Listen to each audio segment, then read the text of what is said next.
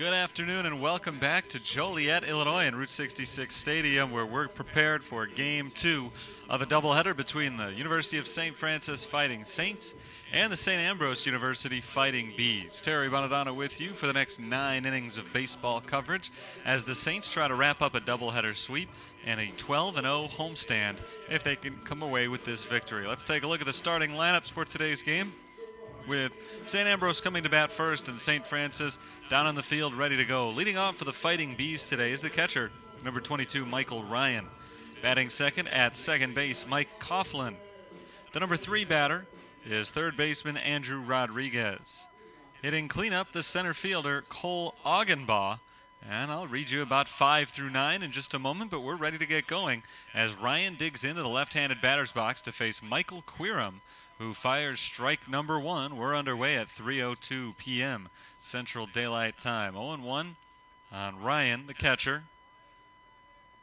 Michael Ryan takes the ball just off the outside corner. Count is now 1-1.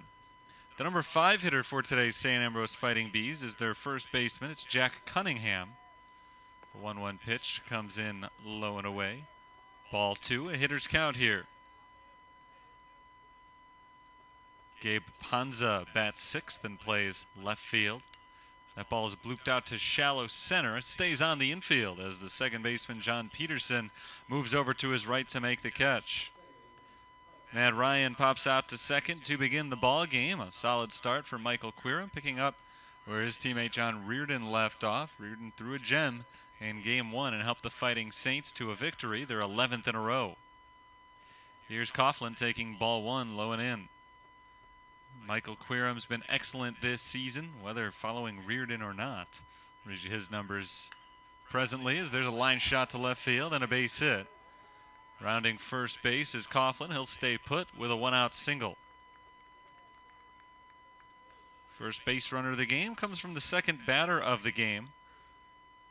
A single for Mike Coughlin, the second baseman. And a runner aboard with 1 out now for Andrew Rodriguez.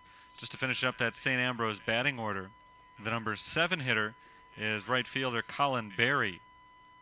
Batting 8th is the designated hitter Josh Hlubeck, and hitting 9th, the shortstop Peyton Minder. They are, as previously mentioned, facing right-hander Michael Queerum. Queerum retired the first batter, gave up a single to the number 2 man, and fires a strike on Andrew Rodriguez.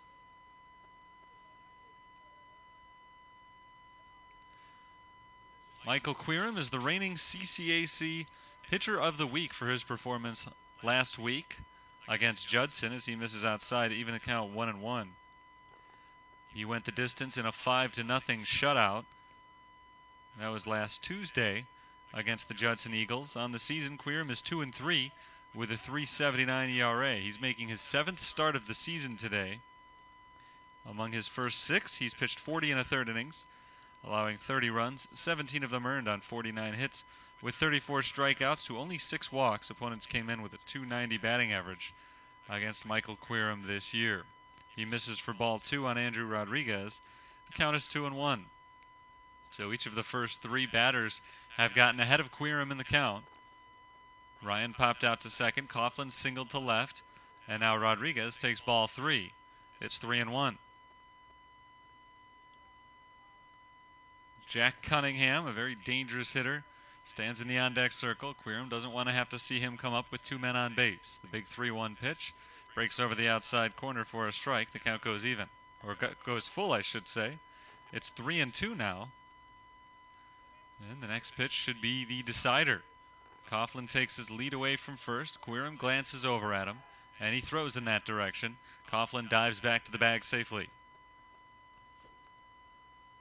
St. Francis enters this game with a 15-11 record, including a 5-2 victory earlier today. St. Ambrose is 4-13, including a 5-2 loss earlier today. Payoff pitch is swung on and flown into shallow left. Backing up is the third baseman. Jonathan Wolf makes the catch for out number 2. Wolf on the shallow left field grass is able to put away Andrew Rodriguez for the second out of the inning. And now it's up to Augenbaugh. Cole Augenbaugh is a .339 hitter, leading the team, at least among qualified batters. Andrew Rodriguez was batting .375 in limited action coming into play today. Augenbaugh takes strike one. 5 RBIs, 1 home run, 5 total extra base hits for Augenbaugh. Throw over to first base, sends Coughlin back to the bag. Coughlin was running on the 3-2 pitch to Rodriguez before he popped out to third base. So Coughlin had to return to first. He stays there with 2 outs as Augenbaugh swings through strike 2 from Quirum. First time in the first inning that he's been able to get ahead of a hitter with 2 strikes, and now will try to put him away. No score in the top of the first inning. Quirum trying to bring his offense to bat for the first time. Takes a long look in at his catcher and sets. Finally, time is called by Cole Augenbaugh, the center fielder. The batter in this case will be the center fielder in the bottom of the inning. Now the 0-2 is flipped foul to the right side, not a play. Coughlin again was running on that pitch. So he's been aggressive a couple of times since reaching base. But both times he's attempted to go, he's had to return to first because the ball has been hit. That one put out of play. Would have counted as a strike if the count hadn't already been 0-2. Quirum again tries to put him away, but misses for ball 1.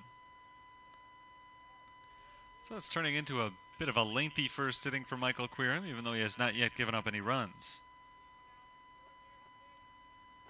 The 17th pitch of the inning is popped up on the infield, right behind second base. Peterson is there, taking a step back onto the outfield grass to make the catch. 3 pop-outs on the infield in the inning. 1 single, but no runs as Mike Coughlin is stranded at first. We head to the bottom of the first inning. St. Francis will have their first chance coming up in a scoreless tie.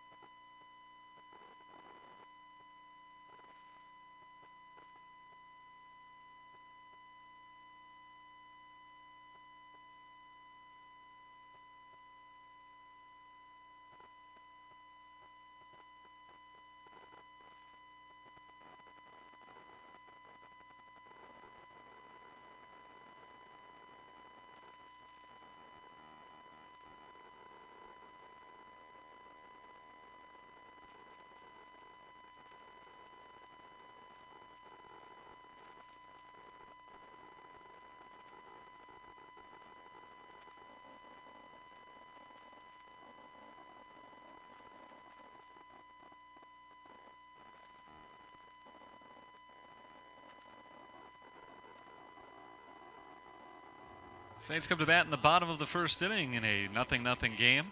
Travis Schoonover leads things off. He's the right fielder for the Fighting Saints in today's game. Batting from the left side of the plate. Schoonover stands in, ready to go into the windup. The first pitch of the game is inside for ball 1. Throwing that pitch for St. Ambrose is right-hander Noah Kesselmeyer. Kesselmeyer starting for the 5th time this year. He's 0-4 with an ERA of 8.38. He misses for ball 2 on Schoonover. In 19 1/3 innings, he's allowed 23 runs, 18 of them earned on 29 hits, with 16 strikeouts and 4 walks. Looking for his first victory of the year, not off to the best start on the first batter of the game, as the count goes to 3-0 on Travis Schoonover. Schoonover, the junior outfielder, swings at the 3-0 pitch and drives it out to deep right field, back towards the wall. That ball is over the wall, a home run for Schoonover. And the Saints, just 4 pitches into the bottom of the first inning, have the 1-0 lead. And for Schoonover, it's the 2nd home run of the day and the 2nd of the season. He hit one in game 1 of the Twin Bill, and now he goes deep in the bottom of the first inning here in game 2. And what a run for a guy in Schoonover who had hit for a high average up to this point. but not a lot of power, and now all of a sudden, he's become the big slugger on the team. That's his 7th extra base hit of the year as Krob flies it out to deep left field. This one, though, is playable for Gabe Panza, who backs up and makes the grab, one away. Dustin Krob is retired, and that brings up the number 3 batter, DH Jake Lasota. Rest of the St. Francis lineup, first baseman Anthony Farron hits in the cleanup spot. Jonathan Wolf hits 5th and plays 3rd base. The catcher is Adam Cebulka. John Peterson plays 2nd and bats 7th. Sean Harper is in left field and batting 9th. Center fielder Bailey Schultz. 0-1 on Jake Lasota, the DH. Lasota takes the next pitch upstairs. The count is even at 1. Lasota entered play today with a .315 batting average and 9 runs batted in. Reached base a handful of times in the first games. He takes a strike here, 1-2. He did that without any hits. He went 0 for 1, but walked 3 times. Popped up, foul to the right side. Chasing it is the first baseman Jack Cunningham, but it's out of play, and a heck of a catch made by a fan down there. One-handed grab.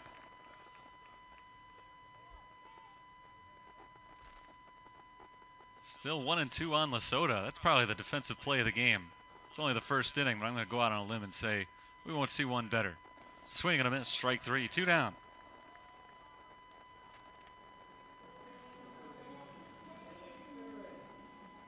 1-0 St. Francis, bottom of the first inning, and the batter is Anthony Farron. Farron went 1 for 3 with a walk and a run scored in game 1. He takes a ball, 1-0. On the season, he's hitting a whopping .443. 10 extra base hits, including 3 home runs, 21 RBIs. He flies this ball into shallow right field. Tough play going back. Second baseman Coughlin coming in. The right fielder Berry's able to make the grab and end the inning. Nice running catch made by Colin Berry. And the Saints will settle for the 1. Travis Schoonover hits the solo home run to right field and gets St. Francis off to a hot start. We go to the second, 1-0 in favor of the home team.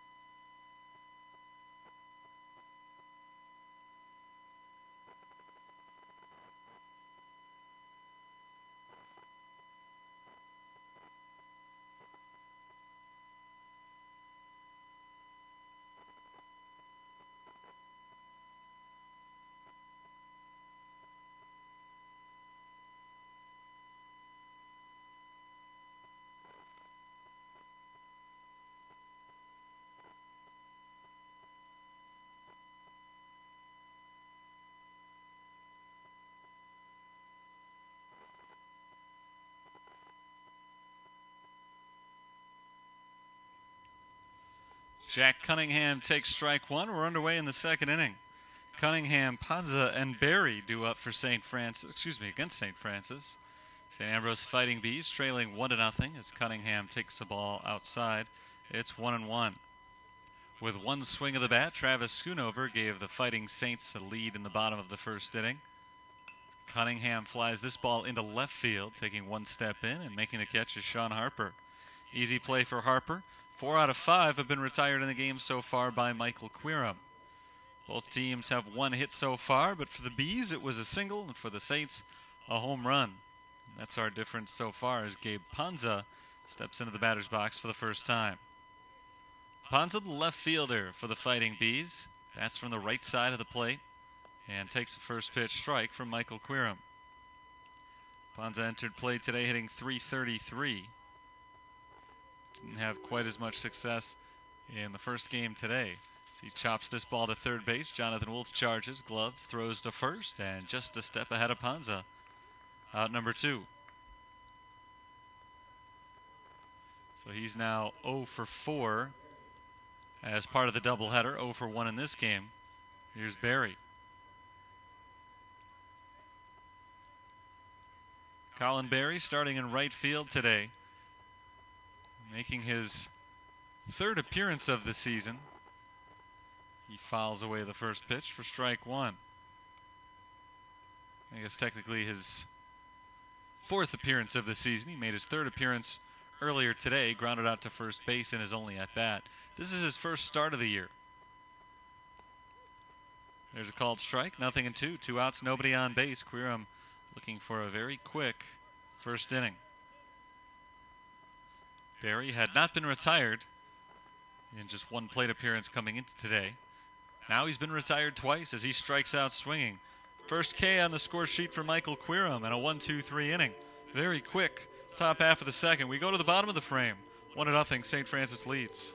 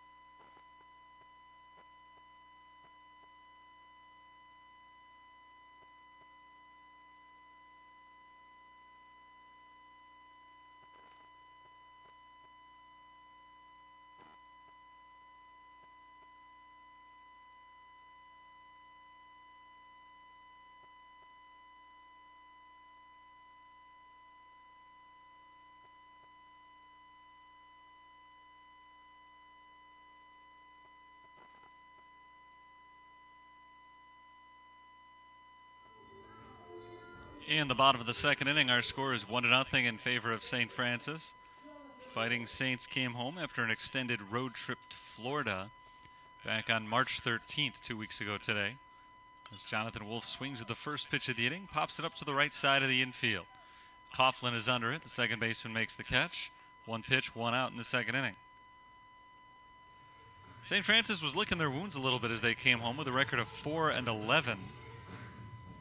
They had lost 3 of their previous 4 games and were looking to get back on track, and they did in a big way. They got a chance to start a 12-game homestand.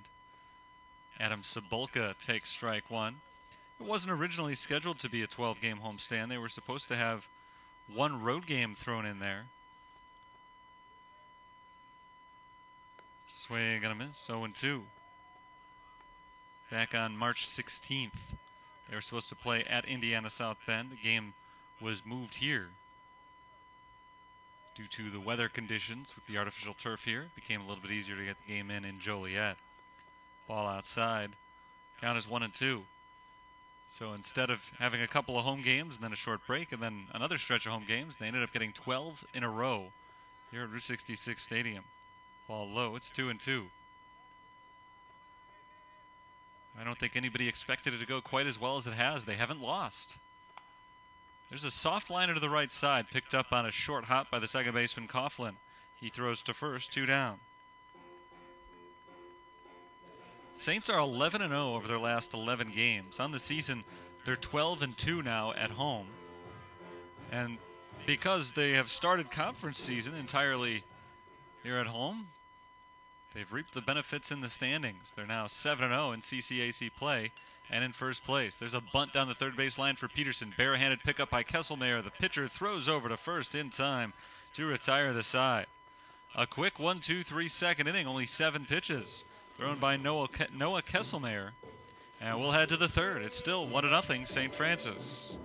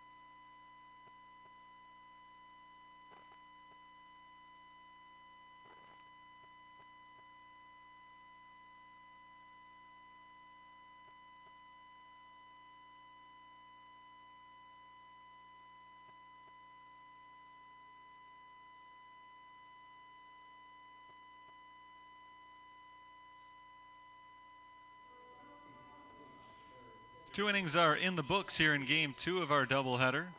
St. Francis, who won the opener 5-2, lead Game 2 1-0.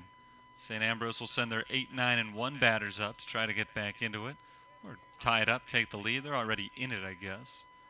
Lubeck leads things off and takes ball 1 from Quirum. Next pitch is a breaking ball over for a strike to even the count. 1 ball and 1 strike on St. Ambrose's designated hitter.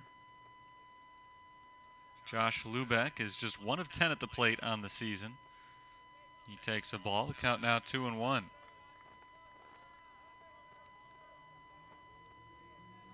Lubeck, Minder, and Ryan are the scheduled batters as Lubeck pops it foul and out of play. That evens the count, 2 balls and 2 strikes. St.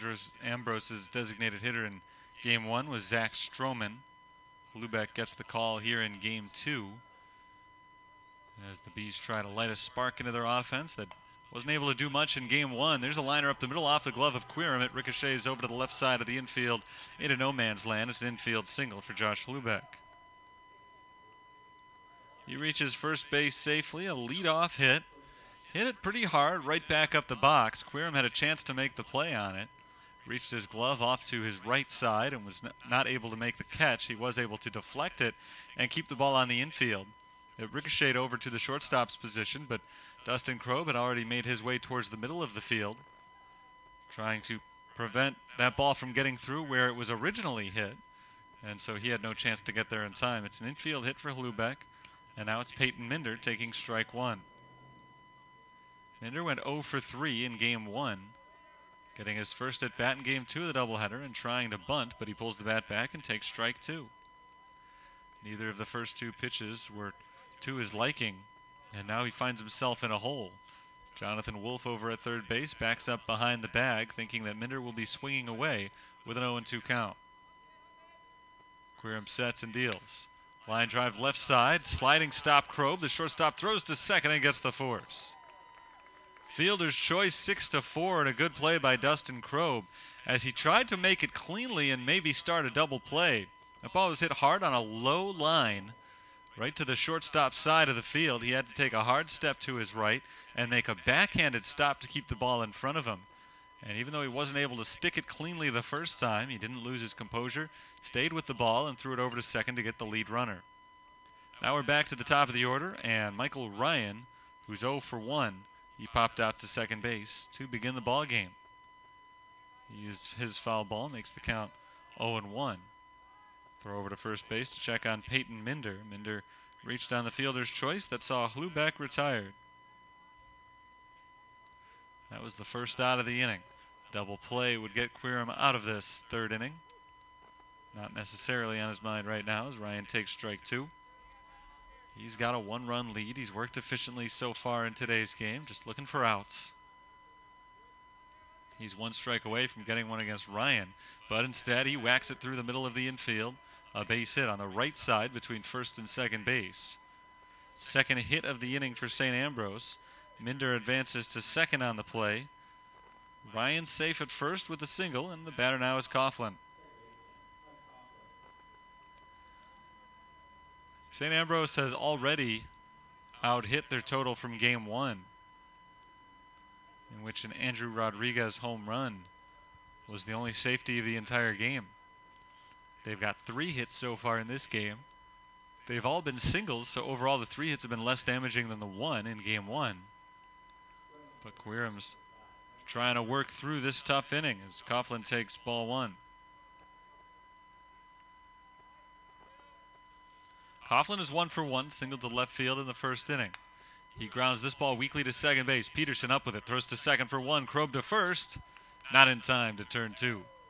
Close play at first base. The ball was hit so softly, though, there just wasn't enough time for St. Francis to get 2 outs on the play. Minder advances to third base. It is an all-important second out, as Ryan's courtesy runner, Mike Snow, is retired going from first to second. 2 outs at the corners for Andrew Rodriguez.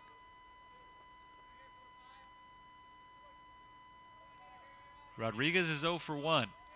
Popped out to shallow left in the first inning. This one he smashes on one hop right at the first baseman.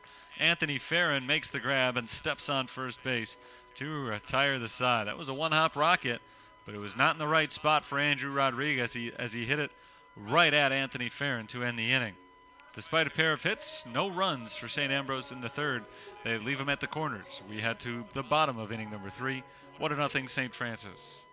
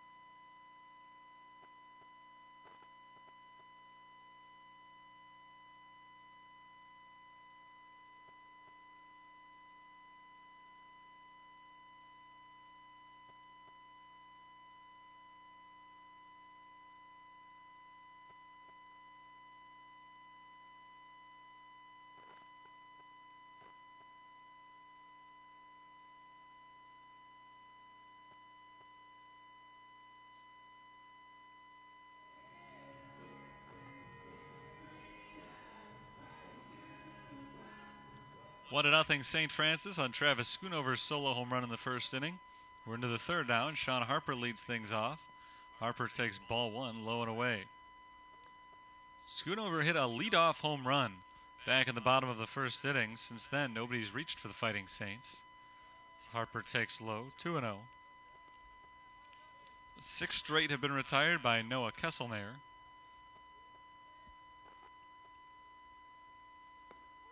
There's a strike over the inside corner, 2-1. Sean Harper had a good game 1. Singled and bunted a runner over. Went 1 for 2 officially. He takes ball 3. 3 balls, 1 strike on the leadoff batter in the bottom of the third inning. Bailey Schultz on deck, and then back to the top of the order and Schoonover. Swing and a miss. The count goes full. Entering play today, Sean Harper, who's been getting more and more starting assignments out in left field lately. He's batting 189 for the year. He pops this ball up on the infield, left side, playable for the shortstop. Catch is made by Peyton Minder. 1 away, 7 straight retired by Kesselmayer.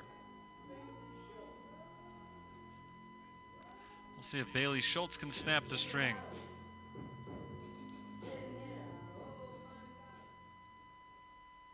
Schultz is a 130 hitter. He's gone 6 for 46 at the plate for the season. He takes the ball inside, 1-0.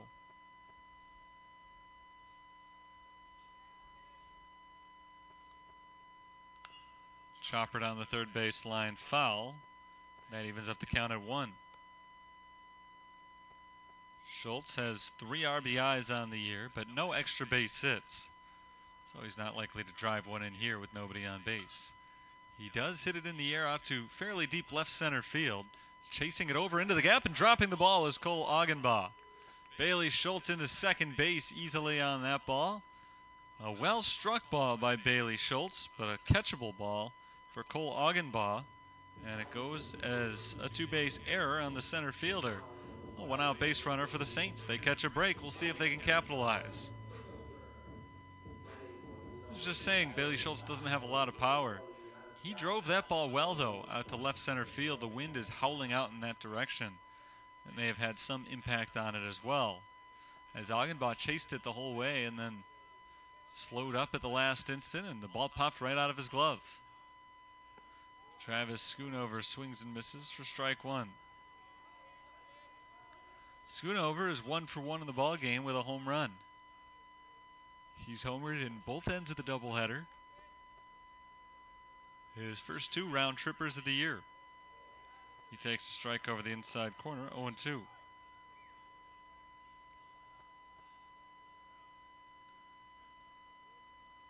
Schoonover was a .325 hitter coming in with 8 RBIs.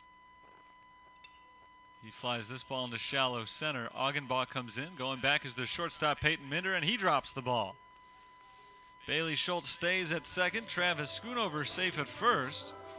We'll wait to see what the ruling is on that one. Tough play for Minder. Tougher certainly than the ball that was dropped a few moments ago in center field by Cole Augenbaugh.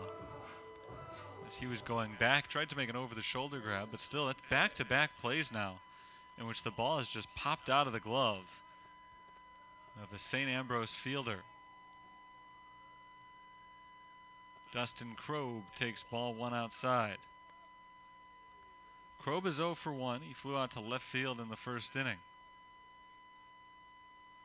Schultz was not able to advance when Schoonover reached base. He thought the ball was going to be caught, so he held up.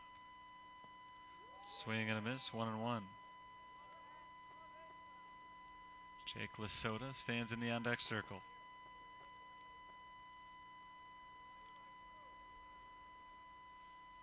Kesselmayer trying to get out of a jam that he did not create here in the third inning. That ball is ripped out into left field, a base hit. Bailey Schultz is being waved around third base. He'll try to score, and he will without a throw. An RBI single on a 1-1 pitch to Dustin Kroeb. Doubles the St. Francis lead, 2-0. Schoonover advanced to second base on the play. So they're at first and second with 1 down for Jake Lasota. After the leadoff home run, Kesselmayer retired the next 7 batters in a row, and now 3 straight have reached against him. Granted, 2 of them were on errors. Jake Lasota stands in. The count is 0-1. He struck out swinging his first time up, the only strikeout so far in the game for the right-handed moundsman. Kesselmayer sets and delivers. That's a ball outside, 1-1. It's been a lucky inning in some ways for the Fighting Saints, but Kroeb made the Bees pay for their infractions with the errors earlier in the inning. Ball outside, 2-1. Lasota is the 5th man to come to the plate this inning, barring a double play. Anthony Farron will be the 6th. He's on deck.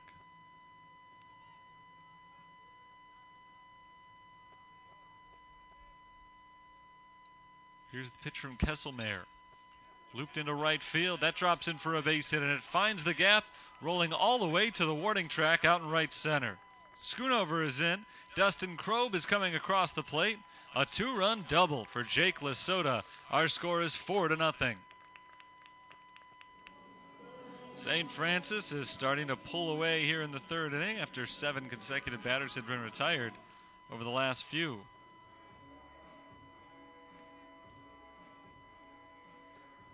Anthony Farron will bat next after this meeting on the mound.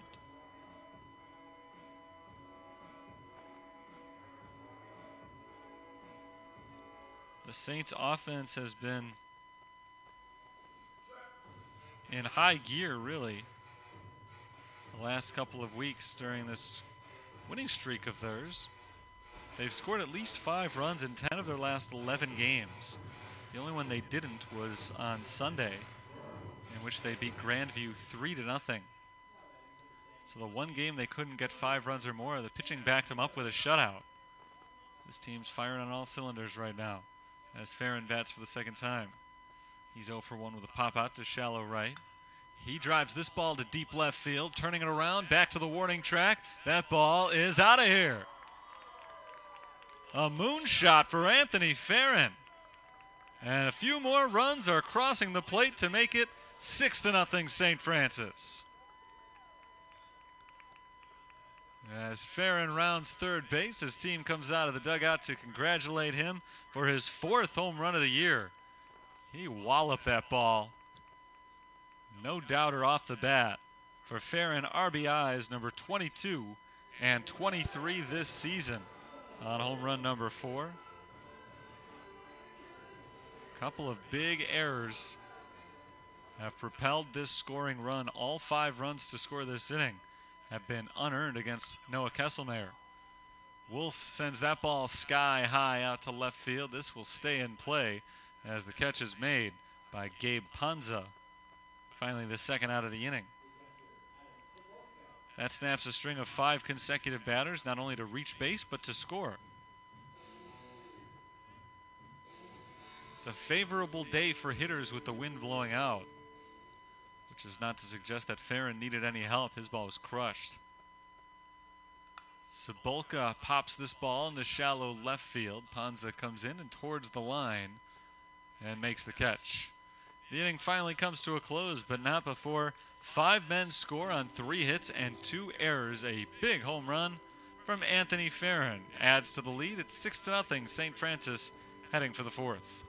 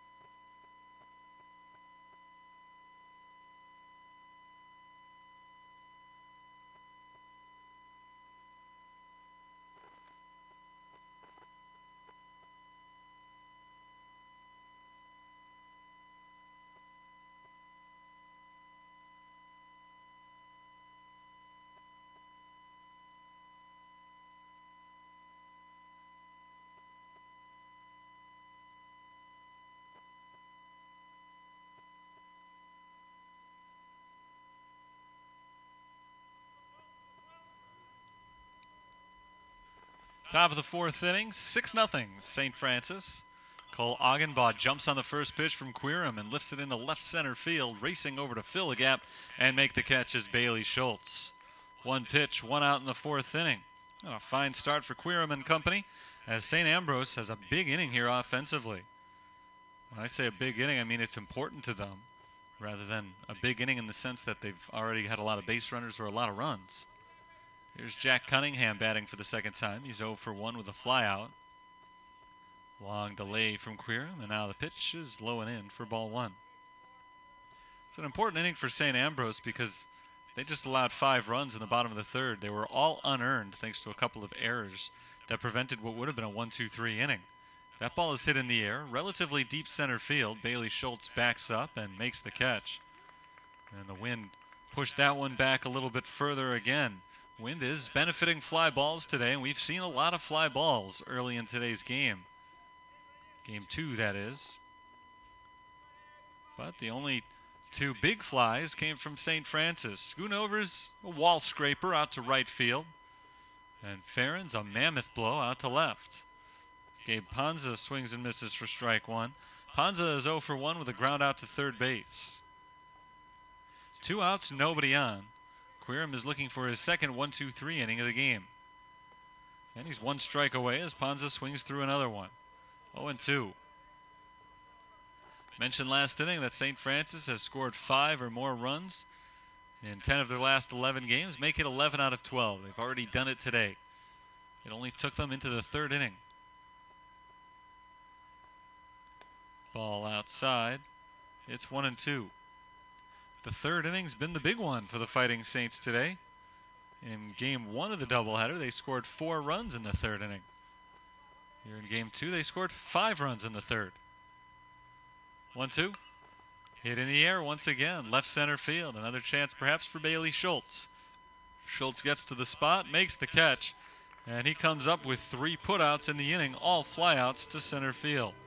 5 in a row set down by Michael Quirum. We head to the bottom of the 4th, 6-0 St. Francis.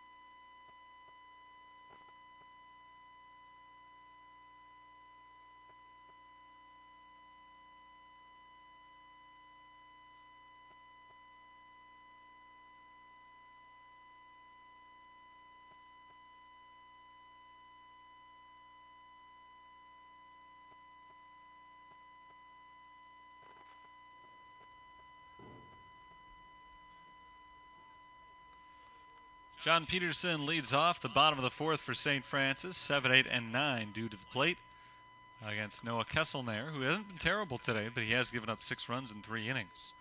Peterson bounces it foul to the left side for strike 1.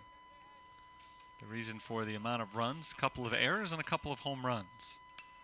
Peterson hits it pretty well out to center field. Augenbaugh takes a few steps back and to his right and puts the squeeze on Peterson's fly for out number 1. That brings Sean Harper to the plate for the 2nd time.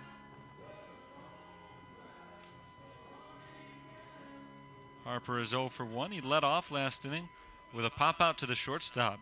It was the 7th consecutive batter retired by Kesselmeyer. This ball is lined in a shallow center field. It drops in front of Augenbaugh, and it's a base hit for Sean Harper.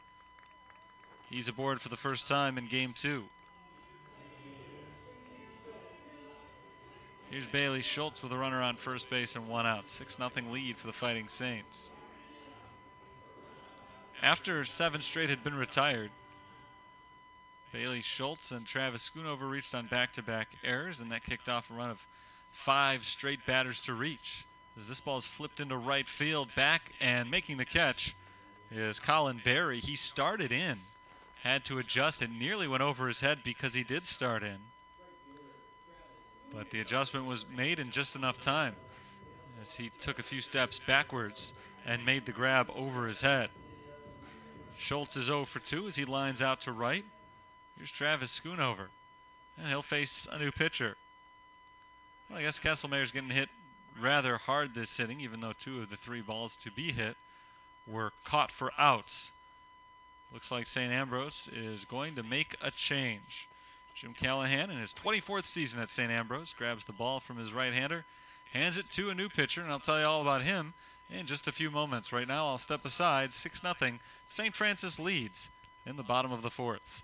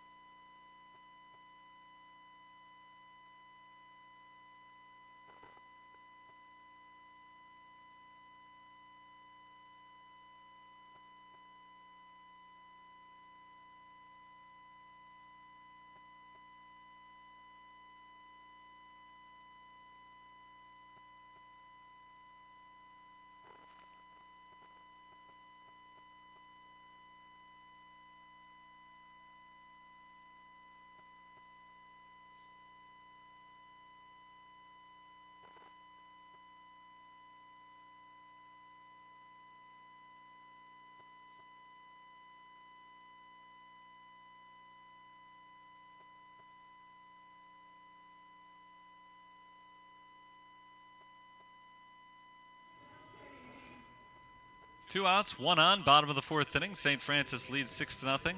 And the new pitcher on the mound is right-hander Jack Staton.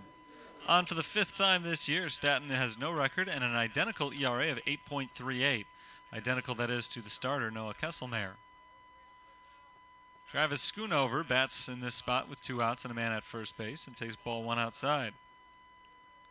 Stanton has pitched 9 2/3 innings. He's allowed 11 runs, 9 of them earned on 11 hits. 11 walks. He has struck out 3. He's behind Schoonover 1-0. It was Schoonover's solo homer in the first inning that got the scoring started in this game. He takes the ball outside, 2-0.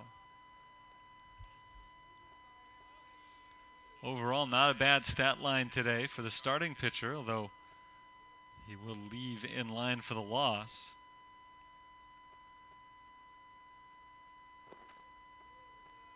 There's a ball low, 3-0. 3 2/3 innings pitched by Kesselmeyer.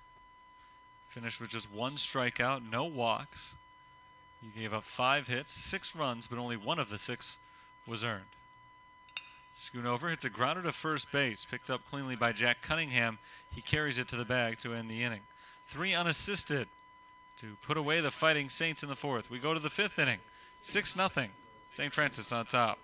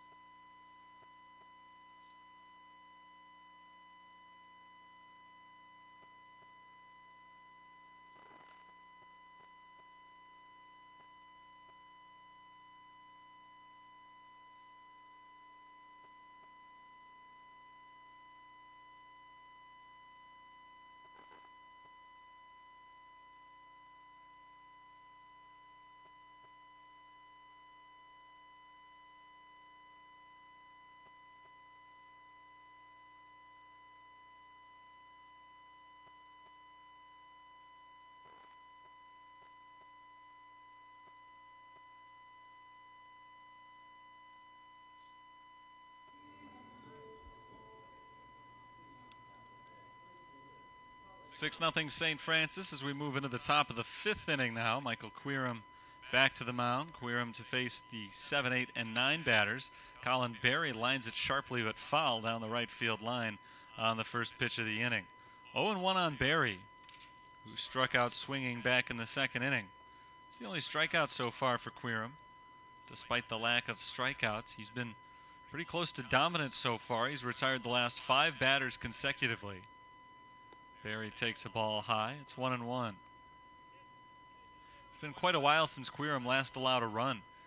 He went all the way in a shutout against Judson 8 days ago in his last start. There's a breaking ball outside for ball 2. 2-1 the count on Berry. That was a 9-inning game in which he shut out Judson, not a 7-inning game. So just in his last 2 outings, he's thrown 13 consecutive scoreless innings. Fouled away, it's still 2-2, or it becomes 2-2, I should say. Had been 2-1. So it's been a great run for Michael Queerum, and he'd like to keep it up with another 0 on the board here. Fouled straight back by Berry. Colin Berry had been just 1 for 1 this season coming into play today, but he had 3 RBIs. Not all of them on that 1 hit. His 1 hit was a single, but he also drove in a run on a sacrifice fly. Here he strikes out swinging for the 2nd time today. 6 in a row retired by Queerum. 1 out in the 5th. That brings up Josh Hlubeck, 1 for 1 with a 3rd inning single. 1 of 3 hits so far in the game for St. Ambrose. They've all been for just a single base. Only once today has a Fighting Bee gotten into scoring position. We're just about at the halfway point of the game. Strike called on Hluback. Hluback was the one who led to a runner being at third. So he fouls it back, 0-2. It was actually Peyton Minder who did the base running, but he reached on a fielder's choice following Hluback's single. H-L-U-B-E-K.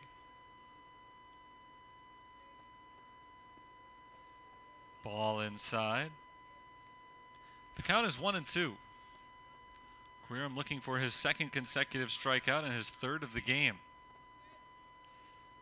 With a 1-ball and 2-strike count on Josh Hluback. The right-hander stares at Adam Cebulka and sets. There's a sharp grounder through the hole on the left side of the infield and a base hit for Hluback, who's now 2 for 2 in this game after going just 1 for 10 in his first 6 appearances this year.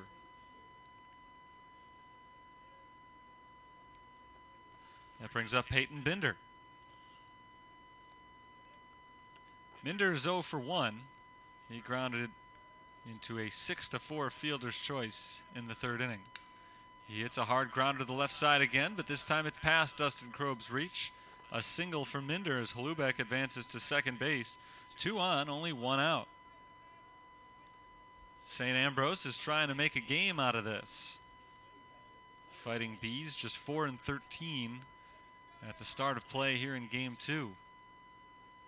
They've lost their last 3 games in a row. Trying to turn things around in this one, but the defense has cost them. First pitch bunting, foul, and off the screen for Michael Ryan. Ryan is the catcher, 1 for 2 in the ball game. It's not often you see a catcher batting leadoff. Shades of Jason Kendall. That's why I always think of. Trying to bunt the runners over there on the first pitch, but went straight back off the screen. So instead he swings away and lines it to left center field. A sliding catch made by Sean Harper. That ball was hit hard by Michael Ryan. Harper had a lot of ground to cover and a short amount of time with which to do it. But he was able to pull it off, sliding into left center field and making a nice grab for the second out. That brings up Mike Coughlin. 2 on, 2 out. Coughlin is 1 for 2.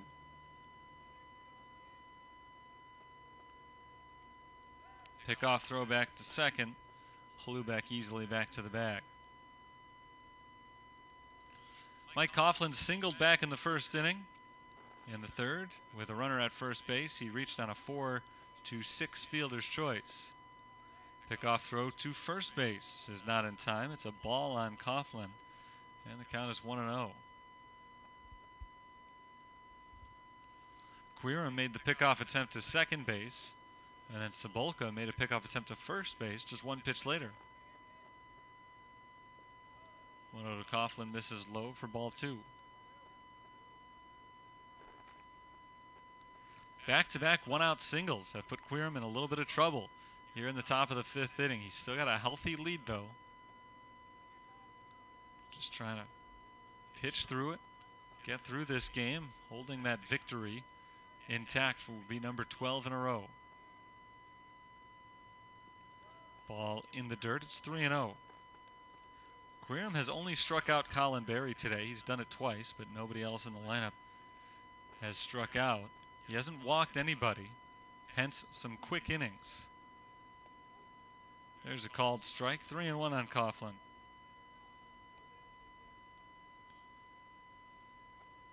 Hluback at second, Minder at first. 3-1 on Coughlin. Rodriguez on deck. And Coughlin slaps it back, foul, off the screen, 3-2. With the dangerous Andrew Rodriguez on deck, Quirum really can't afford to put Coughlin on base and load him up. So this is a big 3-2 pitch here. Righty versus righty. He sets and delivers. Ripped to the left side of the infield and just out of the reach of Dustin Kroeb for a base hit. Hluback comes in to score. Heading from first to third is Peyton Minder. It's the 3rd hit of the inning for St. Ambrose, and it produces the first run of the game for them. 6-1 is our score. That snaps a pretty lengthy scoreless streak as well for Michael Quirum. He'll have to regroup and go back out there to get Angel Rodriguez. Andrew Rodriguez, that is.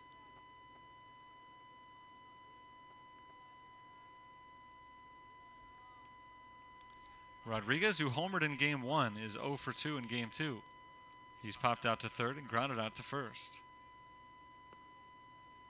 He takes ball 1 from Quirum. Andrew Rodriguez entered with a .375 batting average, 9 for 24, with 3 doubles and 1 home run.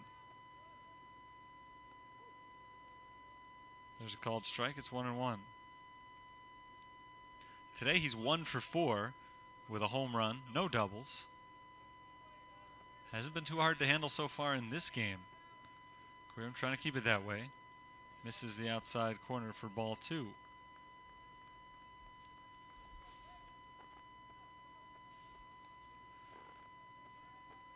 Coughlin's at first. Minder is at third with 2 down. Quirum sets and deals.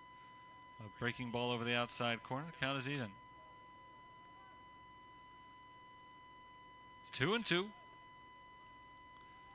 Big pitch coming from Quirum as he tries to put an end to this inning. He misses outside for ball 3. Count goes full.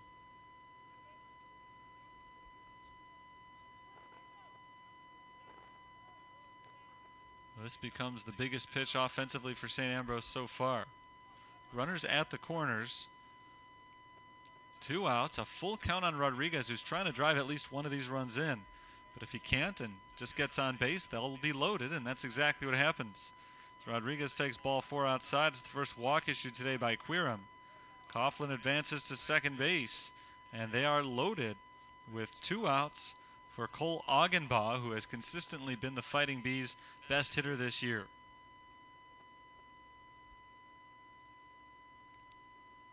Augenbaugh is 0 for 2 today. He's popped out and flown out. But a different scenario now with the bases loaded and 2 outs. Augenbaugh is trying to deliver. The tying run is still on deck, not yet on the base paths or in the box. But Augenbaugh can really chip into this lead here in the top of the 5th. He takes a ball low and away from Quirum. Quirum is suddenly starting to lose his command a little bit. He just issued his first walk of the game. Now it's 1-0 on Augenbaugh. He swings and pops it up to shallow right field. Peterson goes back for it. The second baseman makes the catch and ends the inning. A little bit of a threat there, thanks to a pair of singles and a pair of walks. 1 run does score as we head to the bottom of the 5th inning. It's 6-1. St. Francis is in the lead.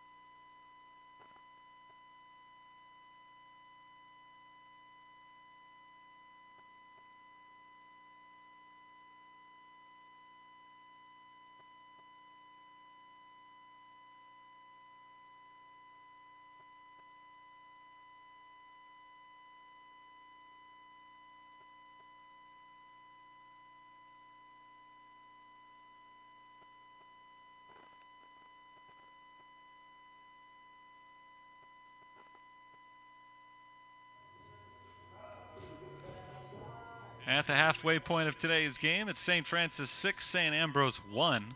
Saints took game 1 of the doubleheader 5-2. Jack Staton is the pitcher on the mound for St. Ambrose. His first toss to Dustin Krob is hit in the air to left field. Playable for Gabe Panza, who takes a step to his left and makes the grab. 1 pitch, 1 out in the 5th inning.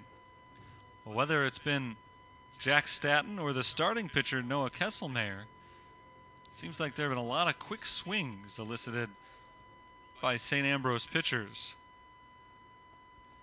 The last 5 batters have seen a combined total of 9 pitches.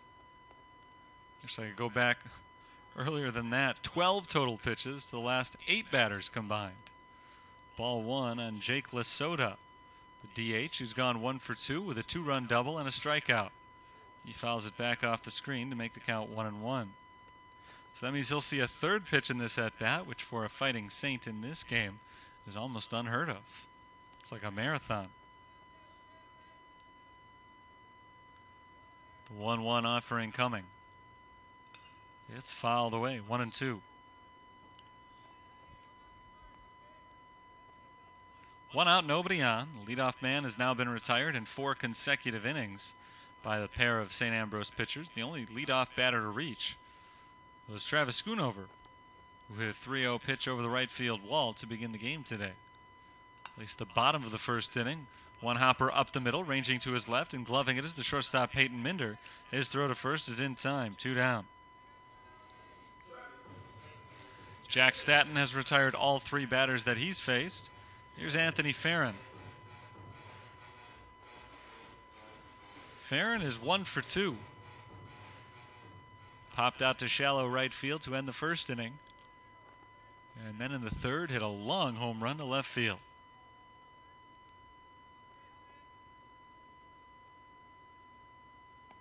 First pitch is behind Farron, and that'll be a warning to both sides.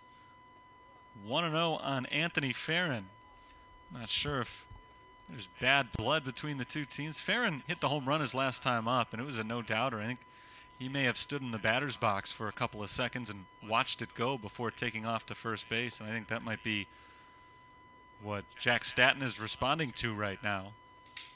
Jim Callahan rather, doesn't like it as he walks out of the dugout to talk with the home plate umpire, not too appreciative about that warning.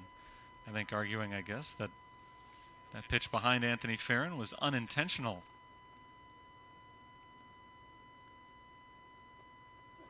Now he walks back over towards Brian Mahalik, who is waiting near the batter's circle. He wants to know what this conversation is all about.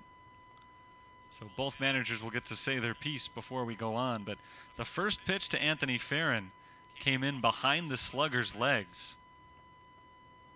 Looked like perhaps a message was being sent by Jack Statton.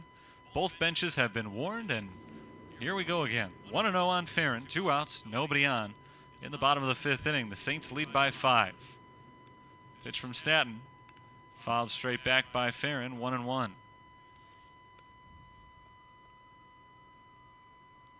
Farron's long ball was 1 of 2 hit by St. Francis in the second game. Travis Schoonover's also got one.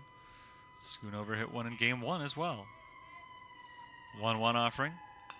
Ground ball left side off the glove of the third baseman Andrew Rodriguez on the dive, and Farron is safe at first on an infield single. Second hit of the ball game for Farron. Rodriguez tried to make a diving play from the third base position. The ball ricocheted off his glove. No play for anybody. Here's Jonathan Wolf, 0 for 2 in the game. 2 outs, runner at first. Wolf takes ball 1 high. Saints scored a run in the first, 5 more in the third. Their bats have been quiet ever since. They've got a total of 6 hits in the game. 4 of them, or rather 3 of them, plus 2 errors came in the third inning. Swing and a miss. It's 1-1.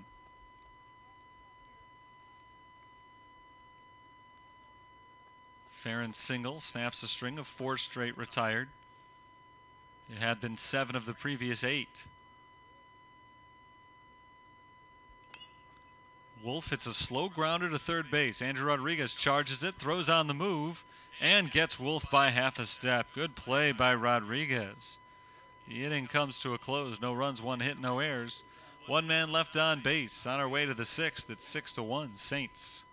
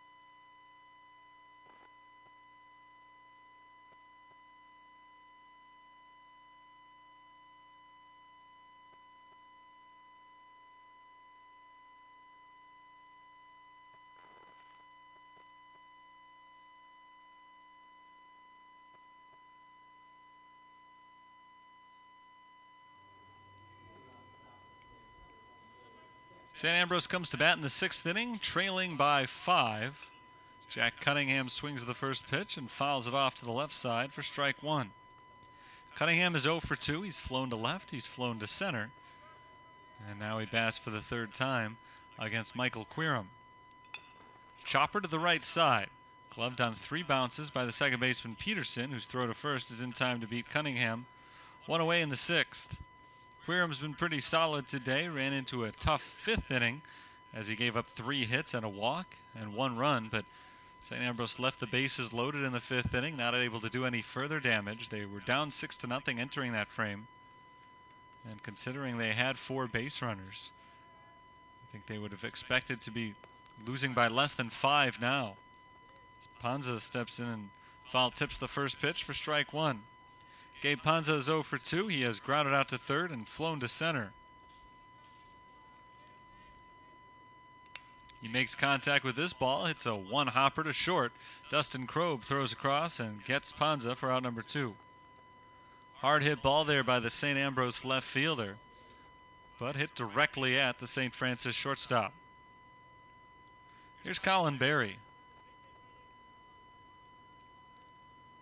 Berry is 0 for 2. He has struck out twice in the ball game.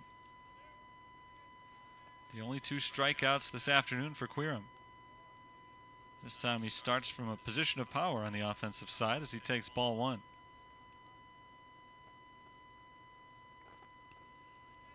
Two outs, nobody on. Fouled back. It's 1-1. So far, the even innings have been perfect for Queerum. Set him down 1-2-3 in the 2nd and again in the 4th.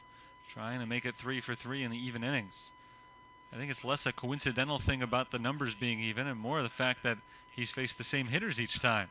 There's a fly ball out to center field. Easily playable for Bailey Schultz, who puts it away, and it's a very quick 1-2-3 6th inning.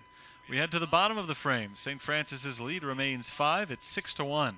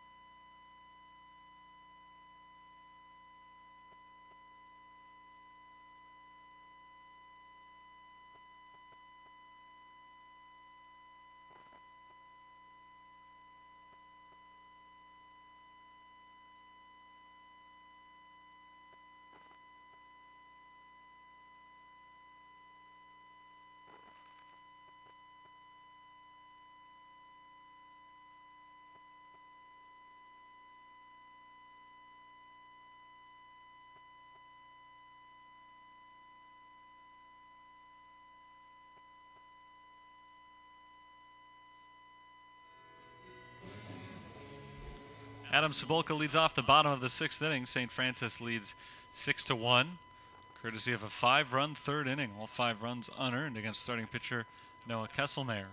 Swing and a miss from Cebulka, strike 1. Adam Cebulka has grounded to 2nd and flown to left. He's 0 for 2. Jack Staton has done a very nice job on the mound since he entered a couple of innings ago. Cebulka swings and misses. The count is 0-2. He's retired 4 of the 5 batters he's faced. He's given up just 1 infield single. 3 groundouts and a flyout. It's been pretty sharp from Jack Staton so far in the game. The 0-2 is fouled back, out of play. Still 0-2. Both teams have 6 hits in the game, but the Saints lead 6-1. That's a big difference on the scorecard, and it's as a result of another of the big differences on the scoreboard right now. 2 errors for the Bees, none for the Saints. Ball high, 1-2. Back in that 3rd inning with 1 out and nobody on, Bailey Schultz and Travis Schoonover reached on back-to-back errors. Next 3 guys up got a single, a double, and a homer. And the rest is history. Cebulka drills it foul to the left side. Still 1-2.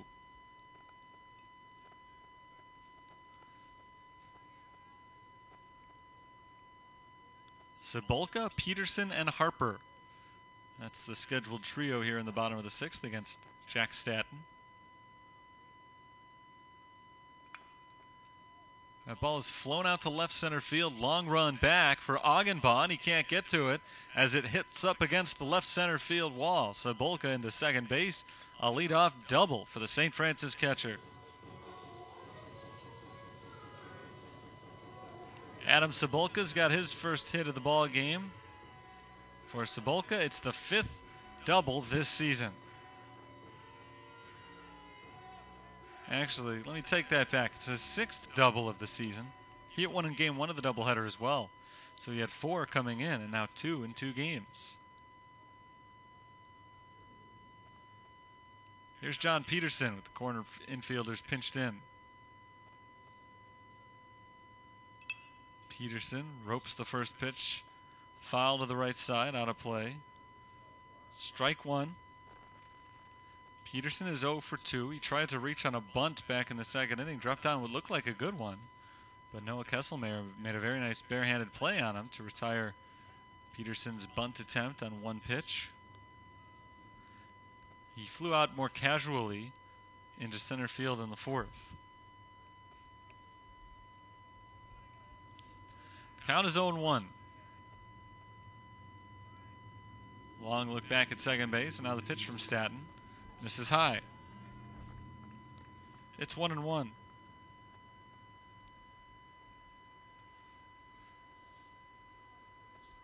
Sean Harper waits on deck.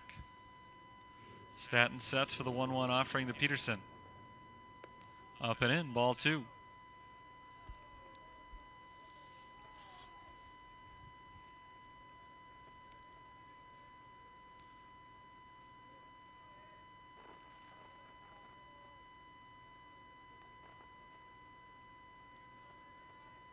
Runner at second with nobody out. The 2-1 pitch to Peterson.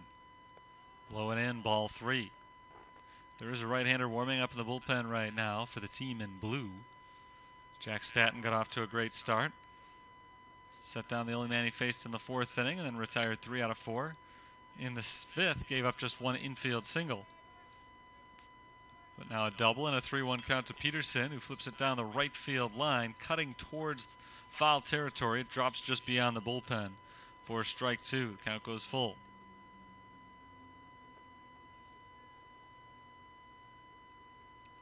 Long start to this inning for Statton as he's about to throw his 12th pitch, which is not a huge amount. But when you haven't even gotten a single out yet, it feels like it. Full count on Peterson. Statton gets the sign in from his catcher, Michael Ryan. The righty is set. Payoff pitch. Peterson hits a grounder to the shortstop, scooped up cleanly by Peyton Minder. The throw to first is in the dirt, but a nice pick by Jack Cunningham retires John Peterson for out number 1. Cebulka advances to 3rd on the play. A little bit risky for Cebulka to run. Usually they say go if it's hit behind you, not if it's hit in front of you. For Peyton Minder, the runner was only in front of him because he took off so early, got a good jump. Here's Sean Harper. Harper shoots it into center field, chasing it over to the left center side is Cole Augenbaugh, and it drops in front of him for a base hit. Cebulka crosses the plate. It's an RBI single for Sean Harper, who's now 2 for 3 in the game. And our score is 7-1.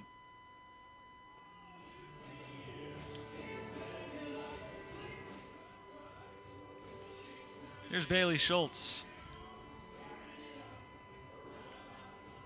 Schultz is 0 for 2, but he did reach on an error back in the third inning, and that was the catalyst for the 5-run rally that broke this game open. He scored a run as part of that rally. He tries to check his swing on the first pitch this time, but to no avail. Strike one.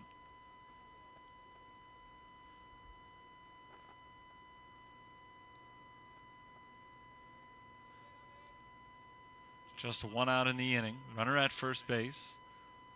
The 0-1 to Schultz. Popped foul back behind home plate and up on top of the roof. Count is 0-2 on Schultz.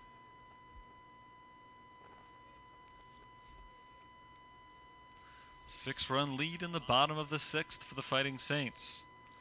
Here's the 0-2 pitch from Stanton. Upstairs, ball one.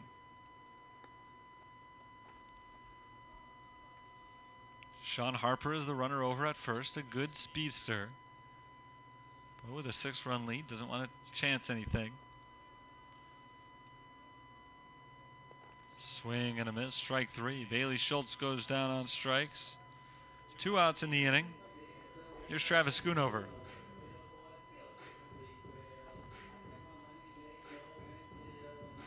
Schoonover is 1 for 3 with a couple of runs scored. Hit a solo homer back in the first inning. He reached on an error and scored a run in the third. He swings the first pitch here and flies it out to deep right. Barry back to the wall, and it's off the warning track. One hopping the wall around third base. Sean Harper comes in to score on a Travis Schoonover RBI double.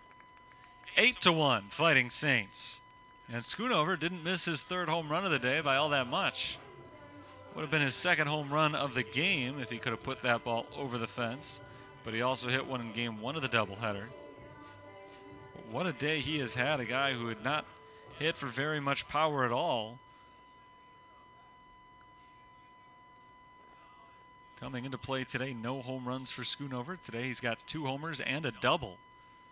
And now he's in scoring position, looking for perhaps his third run of the day. He'll leave that up to Dustin Kroeb, though, who takes ball one outside. Kroeb is 1 for 3, singled, drove in a run, and scored one of his own back in the third inning. He takes the ball outside, 2-0. Saints are starting to pull away again. They were up 6-0. The Bees scored once and kind of gained a little bit of momentum in the process, but St. Francis is looking very good again at this moment in the game. 2-0. Kroeb takes the ball outside. It's 3-0. Sixth batter of the inning. Saints already have 3 hits here in the sixth, a single and 2 doubles. They've scored 2 runs. Kroeb takes the strike. It's 3-1. Jake Lasota waits in the on-deck circle. St. Francis has now out-hit St. Ambrose 9-6. Remember, they were even at the start of this inning. Popped up down the right field line. If it's fair, it's trouble for St. Ambrose, but it drops just wide of the line in foul territory and goes as strike 2 on Dustin Kroeb. So close right there for Kroeb to an RBI bloop single. Popped right down that foul line. It dropped in foul territory by inches. The count goes full. Kroeb making Stanton work here. This is the second time the two of them have faced. Kroeb flew to left field against the St. Ambrose reliever last inning. Now the payoff pitch. Ball 4. It gets away from the catcher Michael Ryan. And down to third base goes Travis Schoonover. It's a wild pitch. It's a walk and a wild pitch. So Kroeb is safe at first, Schoonover is safe at third, and the batter is Jake Lasota. But who's the pitcher is the question. It doesn't look like it'll be Jack Stanton. Jim Callahan makes the slow walk to the mound to grab the ball from his right-handed reliever, who pitched a solid first inning but has struggled here in his second so far. The right-hander down in the visiting bullpen seems to be ready. But no call has been made yet, so we'll see. Maybe Callahan will stick with Statton here. Heart of the order coming up, starting with Jake Lasota. 8-1. There are runners at the corners with 2 outs. Lasota and Farron are the next 2 batters. Well, the home plate umpires come out and join the meeting. Usually that's just to break it up, but today he's participating in the conversation. It looks like they'll stick with Statton for now.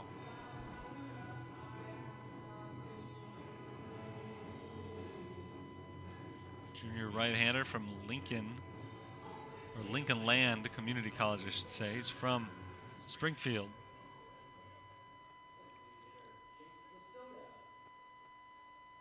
Here's Jake Lasota. 1 for 3 with a double. That one hit drove in 2 runs. He also scored 1. He takes a power cut for strike 1. Lasota has struck out and grounded out to go along with his big 2-run double. A base hit would score at least 1 run here. There are 2 outs, though, in the inning. The 0-1 pitch. Lasota fouls it straight back. It's 0-2. And now Statton is 1 strike away from getting out of a big jam. 2 runs are already in this inning, courtesy of RBI hits from Sean Harper and Travis Schoonover. But the damage could be a lot worse if Statton's not able to retire Lasota here. But he's able to do just that as Jake Lasota swings through strike 3, ending the inning. 2-run score on 3 hits thanks to 1 walk. There are 2 left on base. We head to the 7th, 8-1, Fighting Saints.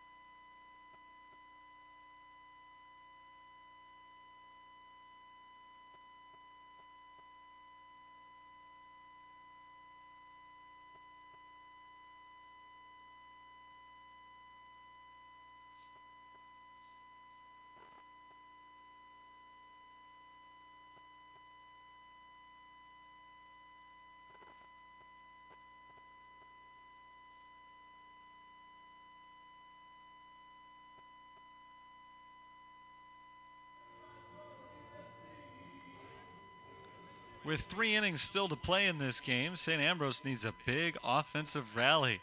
They'll try to get one going in the 7th with Josh Hluback, Peyton Minder, and Michael Ryan facing Michael Quirum.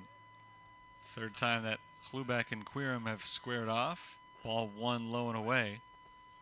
Hluback's gotten the best of Quirum both times. He's 2 for 2 with a pair of singles. He takes a breaker for strike 1 here to even the count. 2 of the team's 6 hits belong to the number 8 hitter, Hluback, who only had 1 all year coming in. Ball low, 2-1. He wasn't one of those players who doesn't get very many hits, but is always on base. He's only walked twice. Ball outside, 3-1, but Quirum's being careful with him here after the hitter got the better of the pitcher twice. There's a chopper down the 3rd base line. It's foul, and the count is full. Hluback has been hit by 4 pitches this year. That'll help out the old on-base percentage in limited action. Here's the payoff. Hard hit grounder, but foul past 3rd.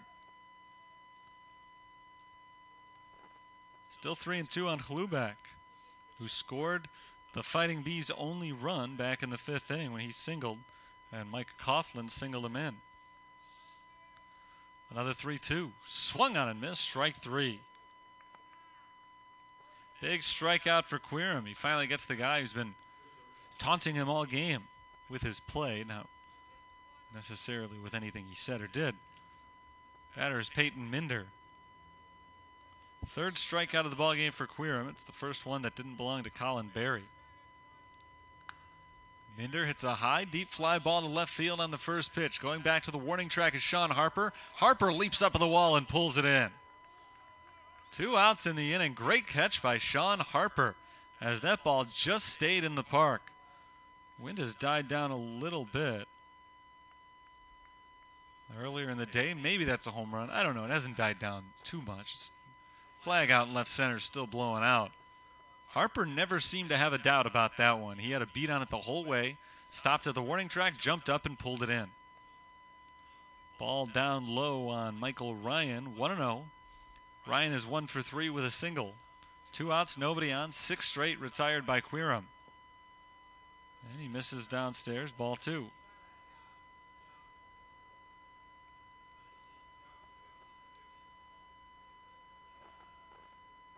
Next pitch misses the inside corner. 3-0 on Michael Ryan. This is the second batter that Quirum has fallen behind this inning, 3-0. Trying to straighten things out against Ryan. He misses for ball 4. Second walk issued today by the senior pitcher Michael Quirum. And that brings up Mike Coughlin.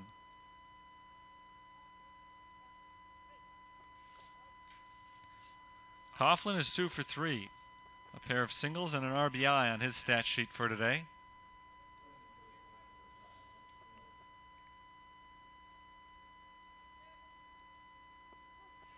Strike 1 called on Coughlin. Just as they did when Ryan reached base back in the 3rd inning. The Bees have called on a courtesy runner. It's Mike Snow. There's a called strike on Coughlin, 0-2.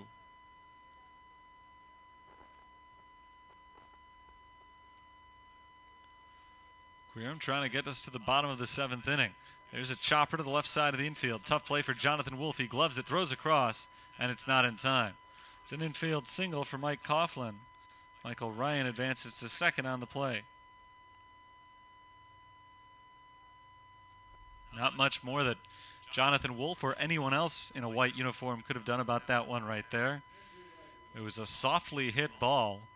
Wolfe charged it and played it about as cleanly as he could, but Coughlin was just a little bit too fast. Here's Andrew Rodriguez, 0 for 2 with a walk.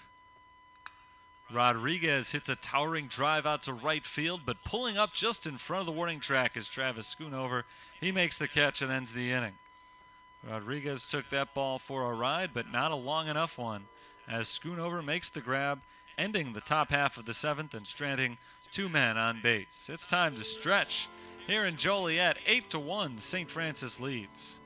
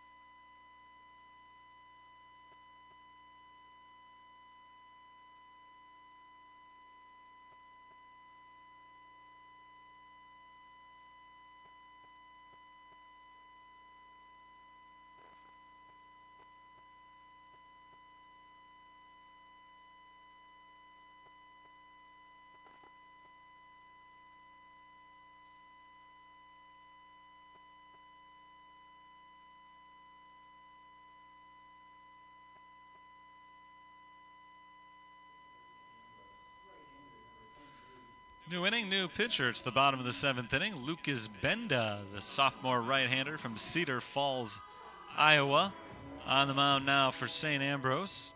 He'll face Anthony Farron to start off the 7th inning. 8-1 St. Francis leads. Farron trying to make it 9-1 with that swing. Knocks it straight backwards and foul for strike one. Farron's 2 for 3 in the ball game. Reached down an infield single his last time up. Hit a big 2-run homer back in the 3rd. The 0-1 offering from Benda. Line sharply to left field. It's a 3-hit ball game for Anthony Farron. Benda greeted unwelcomely to the ball game. Unwelcomely, is that a word? That sounds good to me. Here's Jonathan Wolf. Saints scored 1 in the 1st on a Travis Schoonover homer.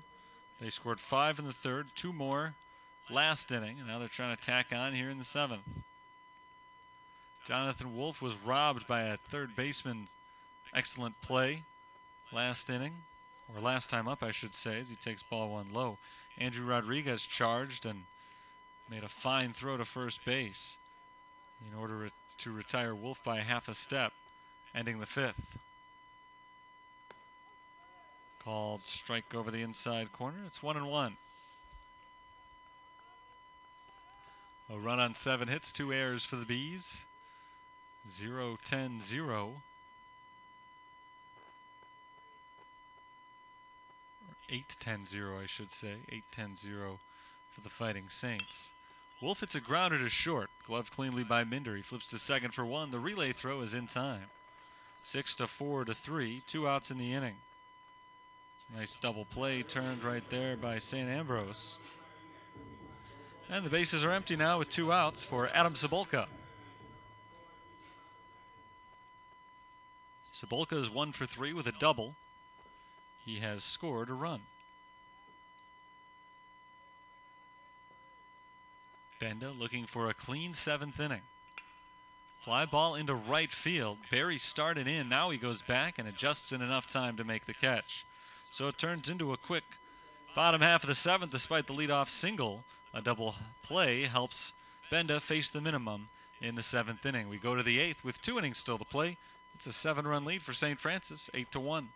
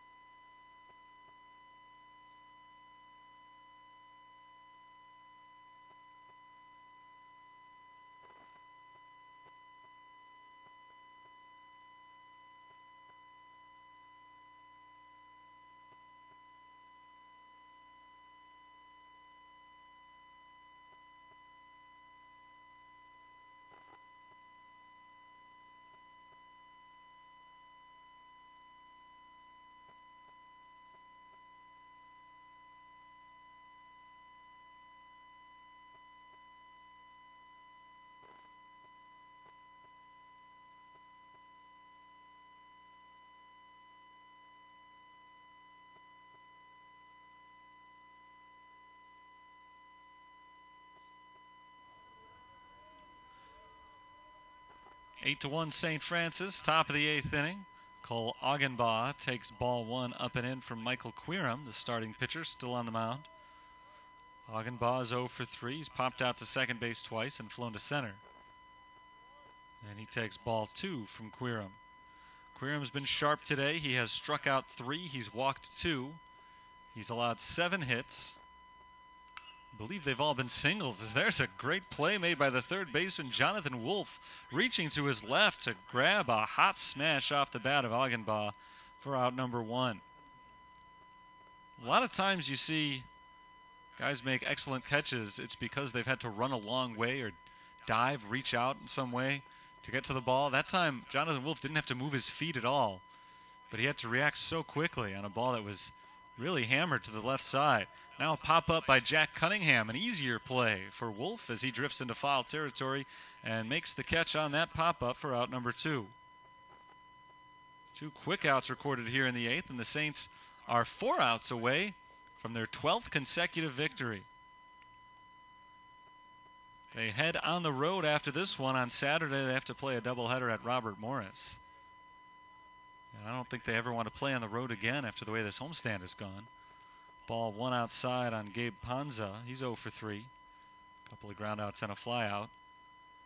St. Ambrose, on the other hand, will be very grateful to return home this weekend to take on Roosevelt. Ball low and away, 2-0. Fighting Saints are 12-2 at home this year. Meanwhile, the Fighting Bees, including today, are 0-9 on the road. Panza grounds it foul to the left side, 2-1. So they're trying to keep those trends going. The Saints are trying to keep both those trends going. They're looking to improve to 13-2 at home and send St. Ambrose to 0-10 on the road. There's a hard grounder foul to the left side. The count is 2-2. Queeram hasn't been quite as dominant in this game as he was last Tuesday when he shut out Judson, but he's certainly done well enough.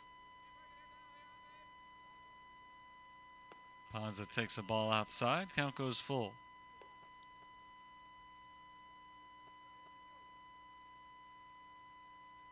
Two outs, nobody on base. Queeram is set for the 3-2 pitch. Popped up foul to the right side and into the seats. Count remains 3-2. Colin Berry is on deck, but he'll only bat if Panza reaches base. When we get to the bottom of the 8th, it's the bottom of the order for St. Francis.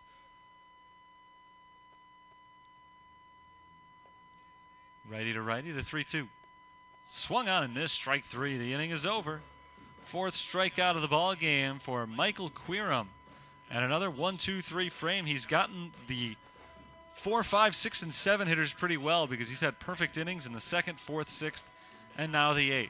We've got 1 inning to play. Saints are looking for some insurance in the bottom of the 8th, leading 8-1.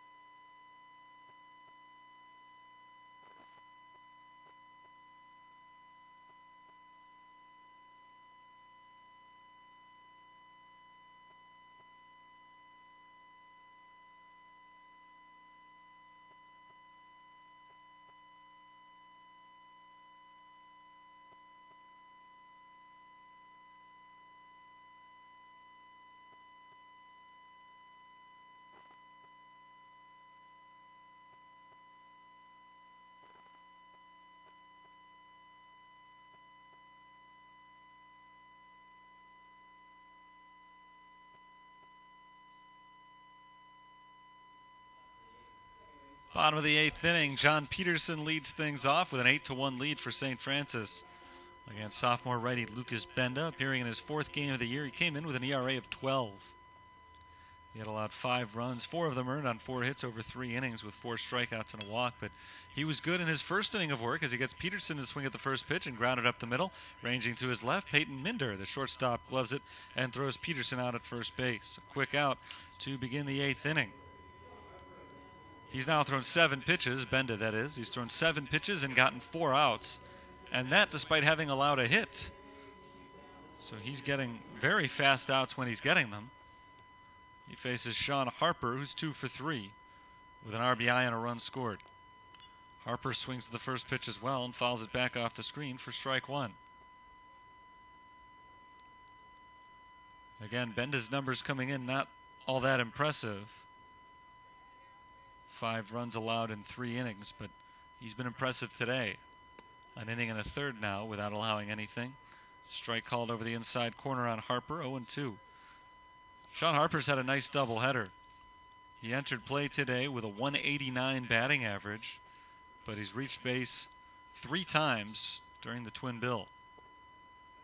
He takes the ball off the inside corner here. The count is 1-2. He's gone 3 for 4 in the game with a sacrifice bunt. A couple of RBIs, a run scored. There's a tapper back to the pitcher's mound. Picked up by Benda. The throw to first is just in time to get Harper. 2 down. Benda played that ball kind of cavalierly. It was hit between the pitcher's mound and home plate, so it really was either the pitcher or the catcher's ball. Benda picked it up and just tossed it over to first base rather than putting a lot into the throw. And Harper was only out by about half a step. But there are 2 outs. Now it's Bailey Schultz swinging at the first pitch and grounding it foul to the left side. Strike 1. In the 9th inning, Barry, Hluback, and Minder, the 7, 8, and 9 batters, are due up for St. Ambrose in what will be their last chance. Called strike 2 over the inside corner. Bailey Schultz reached on a big error back in the 3rd inning and scored the first run in what would become a 5-run rally, set up by back-to-back errors. Schultz hits this ball high in the air out to left field. Taking a few steps back is Gabe Panza. He makes the catch and ends the inning. Saints go down in order for the first time since the 2nd inning. And it's a 7-run game, 8-1 as we head into the 9th. Last chance coming up for the Bees.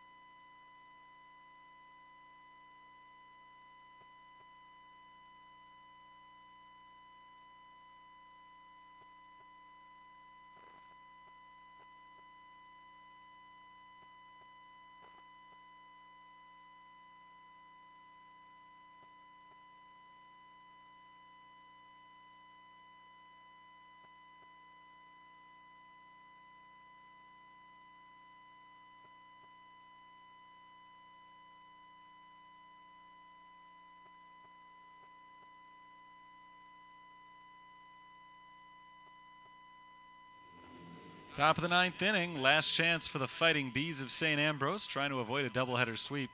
They trail St. Francis 8-1, and they'll face Hunter Morawski on the mound for the 9th inning. Morawski on for the 9th time. He's 2-1 with a 1.38 ERA and 2 saves, this being a 7-run game, clearly not a save opportunity. He has thrown 13 innings, allowing 4 runs, 2 of them earned on 13 hits, with 5 strikeouts and 8 walks on the season. He faces Colin Berry leading off the 9th and misses low and in for ball 1. Berry is 0 for 3 in the ball game. He's flown out to center and struck out twice. All of that, of course, against Michael Queeram, who went 8 innings today in another strong performance.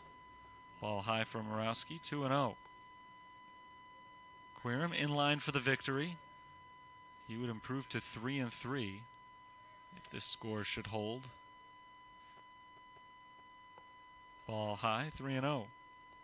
Quirin was the pitcher of the week last week, and in his start this week, he goes 8 innings, allowing 1 run on 7 hits, 2 walks, 4 strikeouts. Ball 4 inside. The leadoff man reaches here in the 9th inning. It's the first time since the 3rd inning, and only the 2nd time all game that the leadoff man has reached for St. Ambrose. First time today that Barry's been on base, and it brings Holuback to the plate.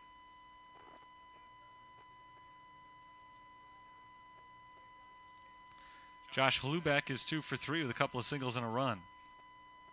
Ball 1 outside. Morowski's missed on each of his first 5 pitches.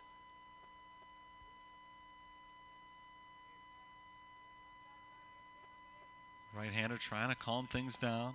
Fires a strike over the inside corner. It's 1-1. Fighting Saints are 3 outs away from a perfect 12-0 homestand. With a 1-1 count on Josh Holuback, Jim Callahan, the St. Ambrose head coach, has a few words for the home plate umpire. And both men trudge wearily back to their starting positions. Callahan to the third base coaching box, and the ump obviously behind home plate. The 1-1 pitch now from Morowski. Low and away, ball 2. Morowski's had some control problems this year, 9 walks in 13 innings. But he hasn't given up a whole lot of runs. 1.38 ERA coming into play today. 2-1. There's a strike. It's 2-2. 6 of the first 7 pitches had missed the zone. But Morowski finds the inside third of the plate there. Now he's 1 strike away from putting away Josh Holuback. On 2-2, he misses low and away again. Full count. With Colin Berry over at first base. Never like to walk guys when you have a multi-run lead late. So Morowski will try to put this one anywhere in the strike zone. And he can't do it. He misses low for ball 4. Back-to-back walks. Not an encouraging start to the 9th inning here for Morowski. Hasn't been a lot of work today for relievers for St. Francis. John Reardon started the opener of the doubleheader and went the distance. That was a 7-inning game rather than a 9er, as this is. But still a complete game effort for Reardon, who allowed only 1 hit. That 1 hit was a 2-run homer as the Saints won 5-2, but it was the only hit of the game for St. Ambrose. It came in the 3rd inning. And Reardon was lights out from that point on. And Michael Quirin was, again, not as dominant today as he was last week, but very effective all the way throughout. And there was no need to call on any help for him. Morowski comes on in the 9th to give him an inning of work and to give Quirin an early evening off. His pitch count was starting to work up there. He threw a full 9 innings last week, so it's good to get him out of there after 8 today.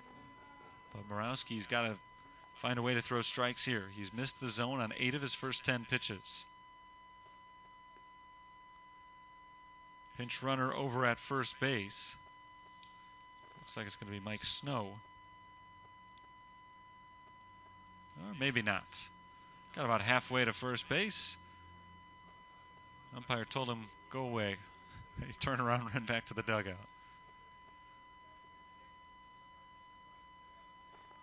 There's Peyton Minder, the original 2 base runners. He takes strike 1. Not sure what happened with the pinch runner there, but we're not going to have one. Minder is 1 for 3 with a 5th inning single. There's a called strike. It's 0-2. 7 hits in the ballgame so far today for St. Ambrose. They've taken 4 walks. They've had 11 base runners. Only 1 man has scored, though. All 7 of their hits have been singles. There's a bouncer up the middle. Gloved on second base by Peterson, who throws to first. That's a double play. 2 down. Barry advances to third base. And Michael Ryan is the final hope today for the St. Ambrose Fighting Bees.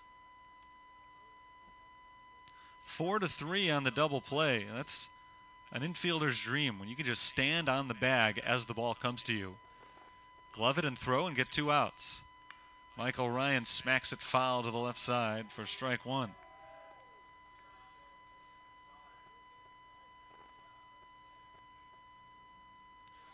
Barry's at third base, trying to add at least one more run to St. Ambrose's total today, but there are 2 outs in the inning.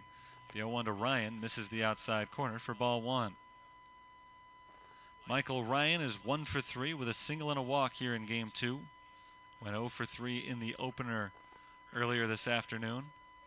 Here's the 1-1. Outside, ball 2.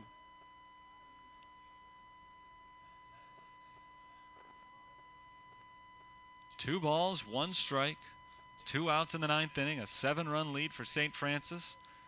1 out away from their 12th straight win. Ball in the dirt, Cebulka's able to smother it. 3-1 is the count.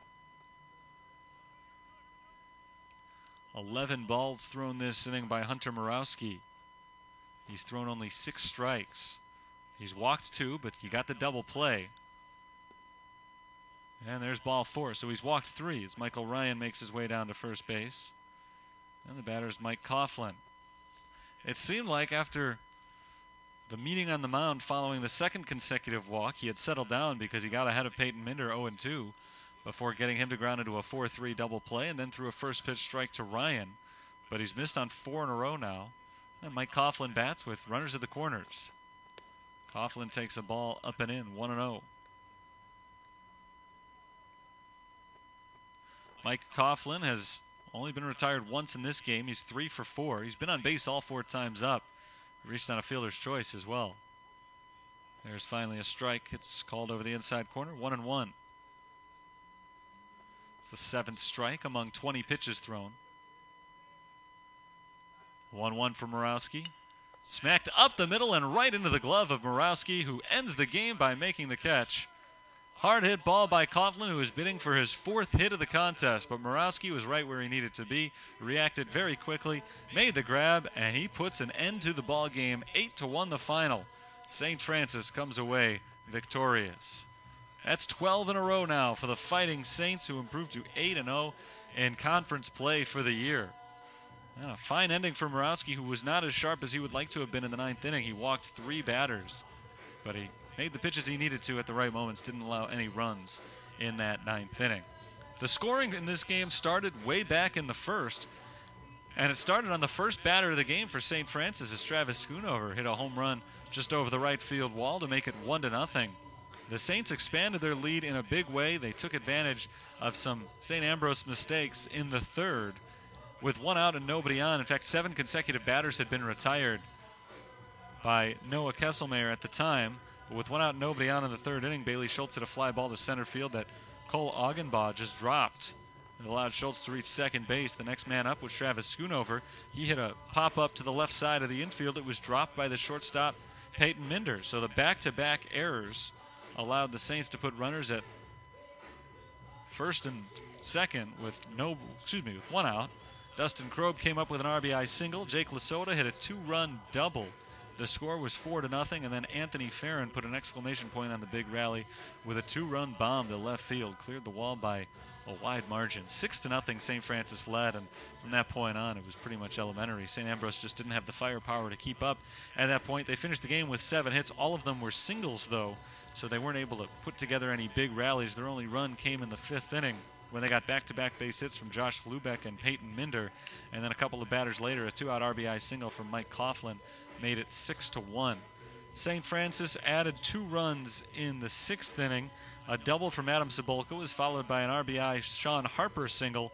Harper scored on a Travis Schoonover double, his 3rd extra base hit of the doubleheader, and his 2nd RBI of the game. He also scored 2 runs in this game, so a big offensive day for Travis Schoonover. Made the score 8-1 in the 6th inning, and that would go on to be the final. Our totals in this one: for the Fighting Bees, 1 run, 7 hits, 2 errors. For the Fighting Saints, 8 runs, 10 hits, no errors. The winning pitcher is Michael Queerum. He went 8 innings, allowing just 1 run, and he improves to 3-3.